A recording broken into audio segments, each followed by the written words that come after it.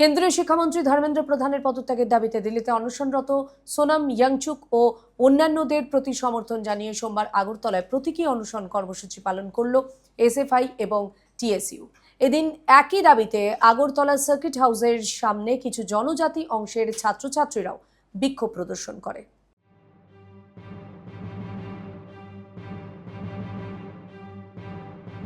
সোমবার আগরতলায় প্রতীকী অনশন কর্মসূচি পালন করল এসএফআই ও টিএসইউ।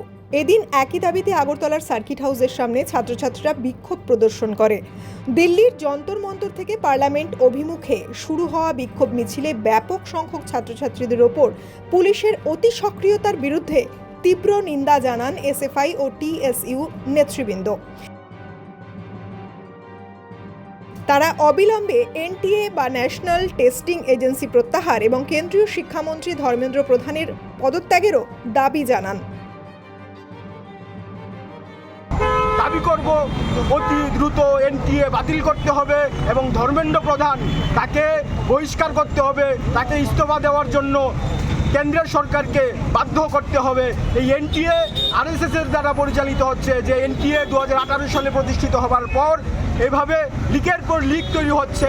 সরকারের কোনো হেলদোল নেই, আমাদের দেশের প্রধানমন্ত্রীর কোনো হেলদোল নেই, শিক্ষামন্ত্রীর কোনো হেলদোল নেই। এর বিরুদ্ধে গিয়ে আমরা এসএফআই টিএসইউ প্রথম দিন থেকে লড়াই করছি।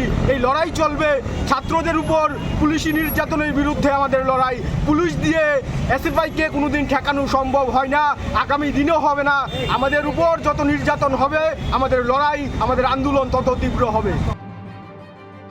এদিনের প্রতিবাদ কর্মসূচিতে প্রচুর সংখ্যক ছাত্রছাত্রীদের স্বতঃস্ফূর্ত সমর্থন ছিল চোখে পড়ার মতো। ত্রিপুরা থেকে দেবাশিস বোসের রিপোর্ট, সিএন ত্রিপুরা।